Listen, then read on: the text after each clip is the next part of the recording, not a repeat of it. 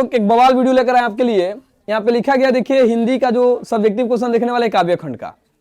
अब कहिएगा मास्टर इस सब का आंसर तो किताब में भी है, मास्टर लिखे भी किया है, लेकिन यहाँ ऐसे लिख कर लिखने का क्या फायदा है? इसकी फायदा यह आपको होगी कि यह क्वेश्चन अभी याद हो जाएगा पूरा, ठीक है ना। और यह याद हम लोग कैसे करेंगे? जिस कल्चर में हम लोग रह रहे हैं वैसी कल्चर का उपयोग करेंगे, वैसी भाषा का, और आपको आसानी से क्या हो जाएगा? याद हो जाएगा। और यह क्वेश्चन कुल 8 को लिखा हुआ है, दिख रहा है ना जी? यह 8 क्वेश्चन में से एग्जाम में 5 को क्वेश्चन ऐसे ही पूछा हुआ है।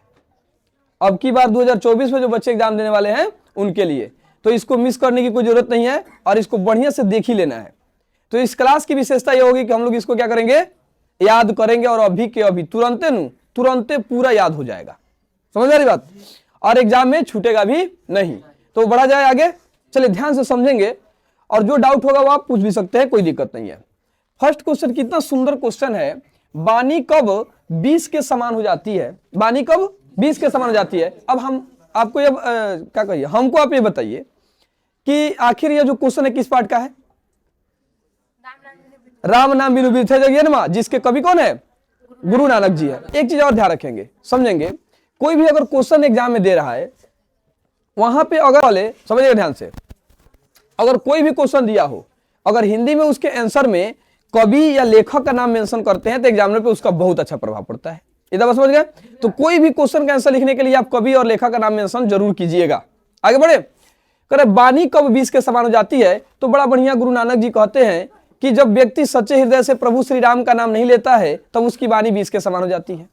ठीक है ना। इसका आंसर ऐसे बढ़िया से लिखेंगे कि कवि गुरु नानक जी कहते हैं कि जब व्यक्ति सच्चे हृदय से प्रभु श्री राम के नाम का उच्चारण नहीं करता है, प्रभु श्री राम का नाम नहीं लेता है, तब उसकी वाणी क्या हो जाती है? 20 की समान हो जाती है। जो बोले ला जौहरे बोली, अगर उसके साउंड में, उसके बातों में प्रभु श्री राम का नाम न हो। याद हो गया? कोई दिक्कत? वाणी कब 20 के समान हो जाती है? तो कवि गुरु नानक जी कहते हैं कि जब व्यक्ति सच्चे हृदय से प्रभु श्री राम का नाम नहीं लेता है तब उसकी वाणी 20 के समान हो जाती है। कोई परेशानी? याद हो गया? चलिए आगे बढ़ते हैं।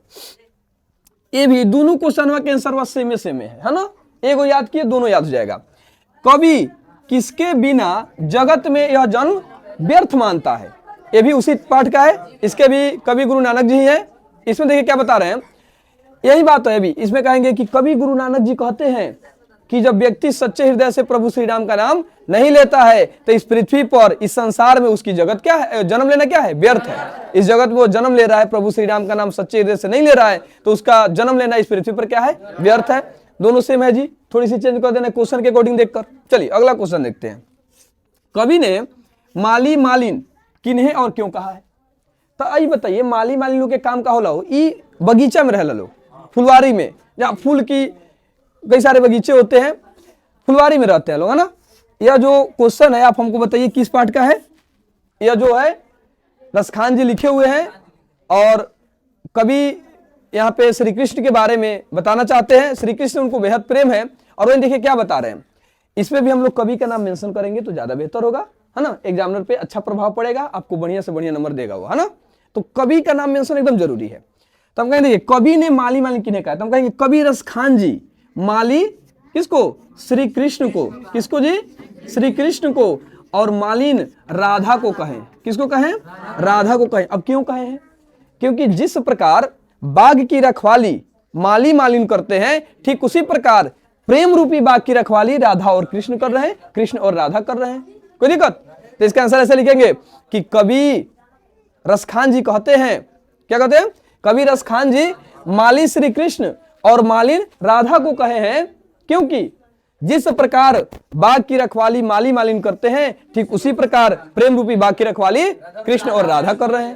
क्या परेशानी? याद हुआ कि नहीं? इसमें कौन बड़का शब्द लिख देना है कि हम लोग दबा जाएंगे जी? आराम से।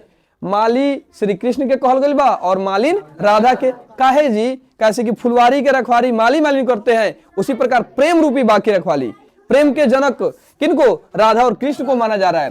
नहीं लिखा गया है कि प्रेम आईनी श्री राधिका, हे राधा तुम प्रेम की क्या हो? खजाना हो। अब प्रेम वरण नंदनंद, यानी प्रेम को वर्ण करने वाले कौन है? श्री कृष्ण जी है। बातें समझ में आ गई?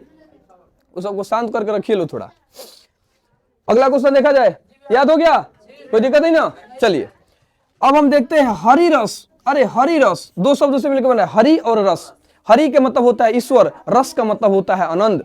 यानी कवि गुरु नानक जी कहते हैं कि भगवान की भक्ति में जो परम आनंद मिलता है उसी को हरिरस कहा जाता है। इनमें कौन बड़ी बात है? भगवान की जब पूजा करें तो बड़ा आनंद मिलता है, बड़ी सुकून मिलती है। इसी आनंद को क्या कहें कवि जी? हरिरस कहें। तो क्वेश्चन कर रहे हैं हरिरस से कवि का क्या अभिप्राय है? तो कहेंगे हरिरस से कवि गुरु नानक का अभिप्राय है। कवि का नाम मेंशन कर देंगे, ज्यादा अच्छा रहेगा। तो हरिरस से कवि का अभिप्राय यह है कि ईश्वर की भक्ति में जो परम आनंद मिलता है उसी को क्या कहा जाता है? हरिरस कहा जाता है। ईश्वर की भक्ति में जो परम आनंद मिले, जो सुख मिले, उसी सुख को, उसी आनंद को क्या कहा जाता है? हरिरस कहा जाता है। समझ में आ गया? अगला क्वेश्चन, कृष्ण ने चोर क्यों कहा है? देखिए चोर यहाँ कहेगा चित चोर। चोर दो तरह के होते हैं। एक तो चोर ऐसा होला जो उनको संपत्ति उम्पत्ति तार चुरा के लेके चल जाई, है ना। एक ऐसे चोर होते हैं जो चित्त को चुरा लेते हैं। चित्त का मतलब मन होता है।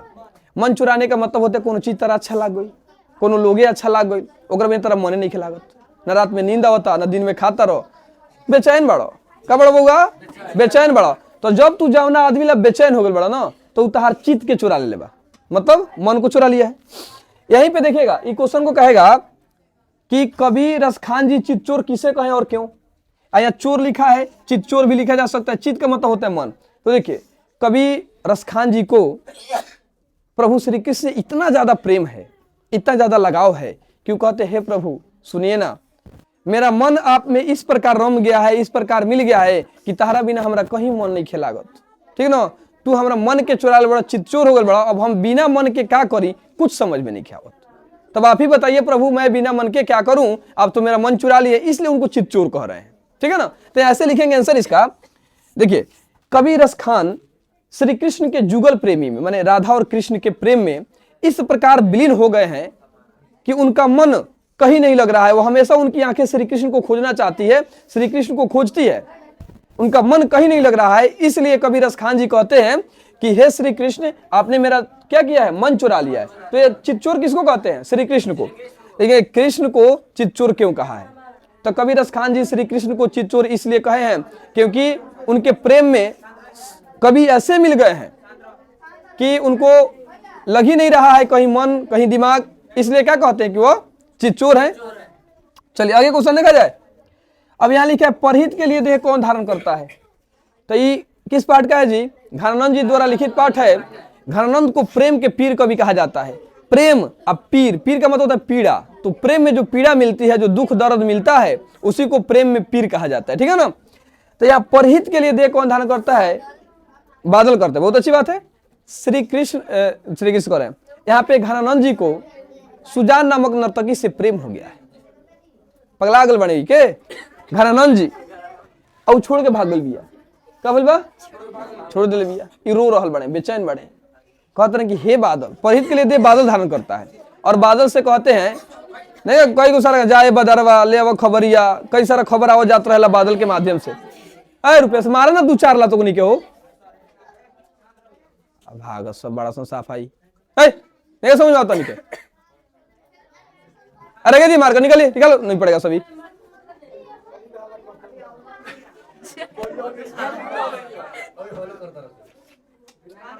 अब बाद में सुनिएगा, लिखाइए, मारिए 2-4 डंडे सबको, सुनिए मत कुछ, लिखाइए। पढ़ाया जा रहा है, घचर घचर कर रहे लोग, गबर गबर कर रहे लोग, यहाँ क्या भागा सब कहीं का। मारा 2-4 लाख छोटा सबके, दिमाग खराब करके रख दिले बड़ा सन यार।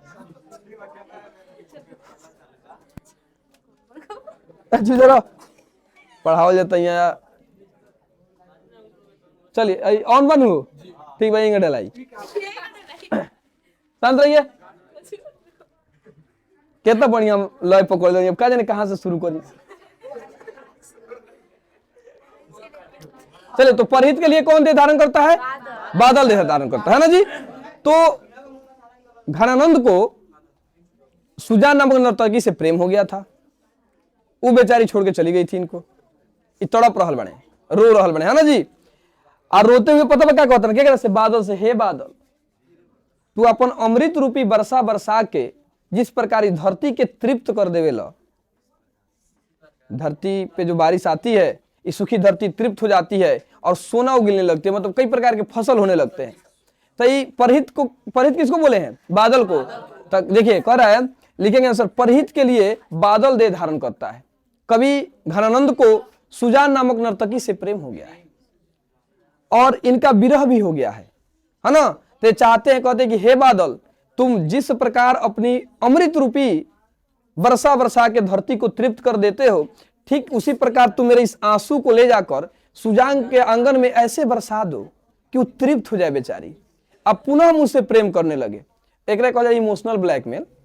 अगर इमोशनल ब्लैकमेल करे के चाहता ना कि सुना ना बादल, तई ले जा खबरिया, आ खबर में हमारा आंसू ले जा, आ सुजान के आंगन में ऊ ना पीट पीट के बरसाओ की दहा जा, ठीक ना, और दहाई है तबे मनी है ना, तब फिर हमरा से प्रेम करे लगी।